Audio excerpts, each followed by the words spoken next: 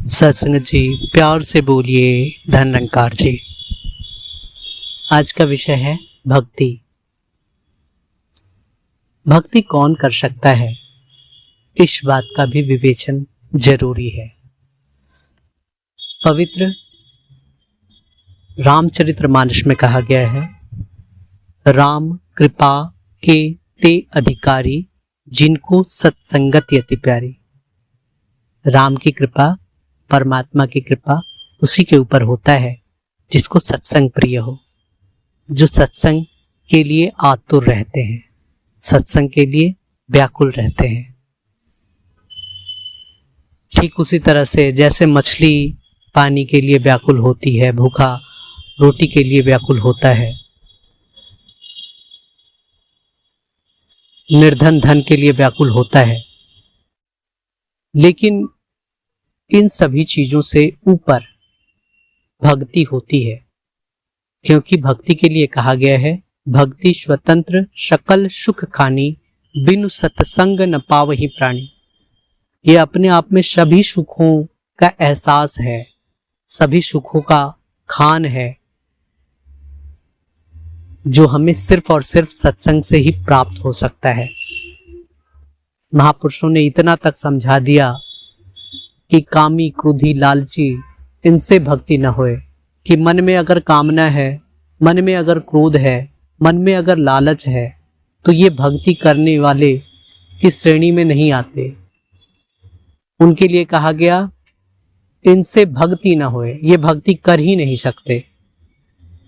फिर कहते हैं भक्ति कौन कर सकता है, भक्ति करे कोई सूरमा।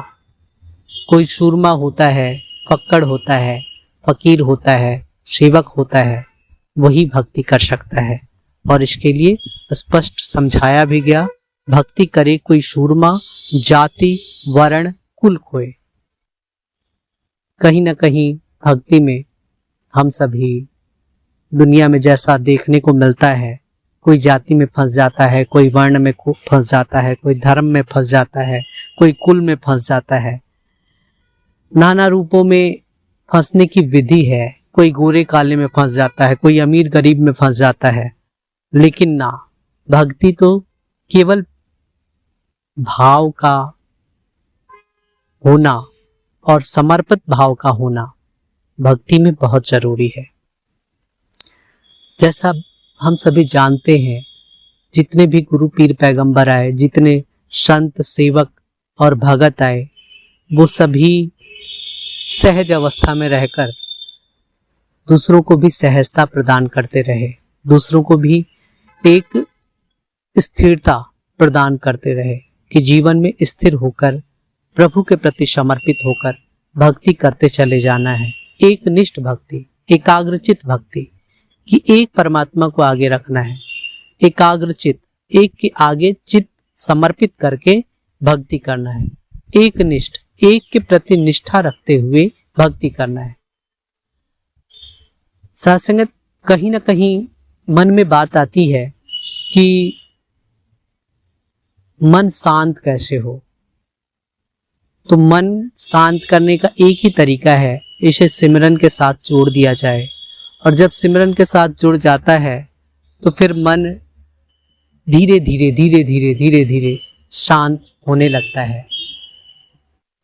और जब मन शांत हो जाता है तो मन की स्थिरता से ही जीवन की स्थिरता आती है, जीवन की पवित्रता आती है, जीवन में उन्नति होता है, विकार विकास में परिवर्तित हो जाता है, अंधकार प्रकाश में बदल जाता है, दुख सुख में परिणित हो जाता है।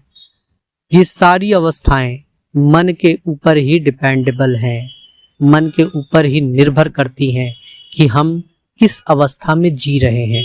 अगर हमारा अवस्था विचलित है, अगर हमारा सोच संकीर्ण है, तो कहीं ना कहीं हम अपने आप को तो दुखी करते ही हैं, हमारे संपर्क में जो भी आता है वो भी दुखी होता है। क्योंकि कहा गया है, काजल की कोठरी में कैसे भी जतन करो, काजल का दाग भाई लागे ही लागे, काजल का दाग भाई लागे ही लागे। तो इन अवस्थाओं से बचने के लिए ही समय समय पे जितने गुरु पीर पैगंबर आए, उन्होंने भक्ति की सीख दी कि भक्ति कीजिए, जीवन में परमानेंट सदा सर्वदा एक रस रहने वाला आनंद बना रहता है। भक्ति के लिए महापुरुषों ने कहा, भक्ति है नाम समर्पण का, भक्ति में शर्त नहीं चलती, बेशर्त समर्पित हो पाए ये दास तुम्हारे चरणों में। जहां शर्त हुआ करते हैं वहां भक्ति हो ही नहीं सकती।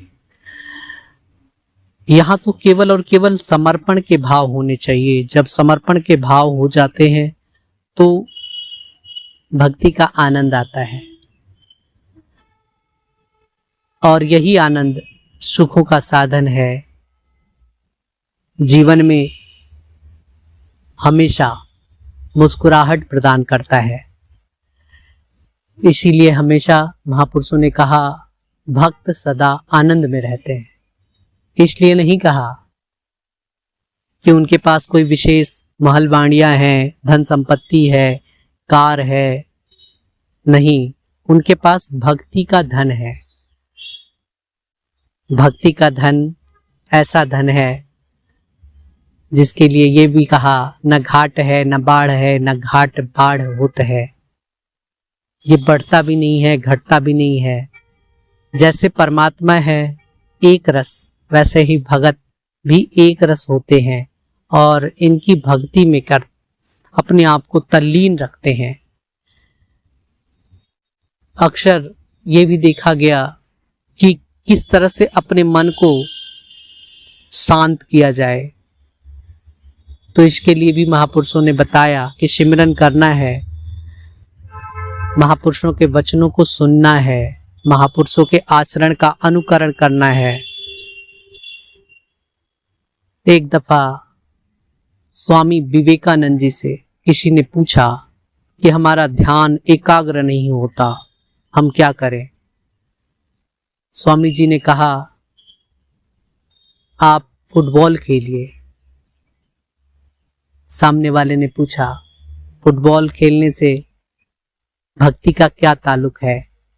हमारा ध्यान एकाग्र हो, इससे फुटबॉल का क्या संबंध है?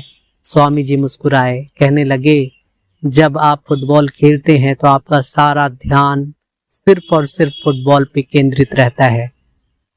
यही सोच होती है कि किसी तरह से उसे गोल तक पहुंचाया जाए, उसे अपने मंजिले मकसूद अर्थात जो गोल बना होता है वहां तक पहुंचाया जाए। सारा ध्यान, सारी सोच, सारी गतिविधियां, सारी रणनीतियां हमारी उस फुटबॉल की तरफ होती हैं, और इसे ही एकाग्र चित्त कहते हैं।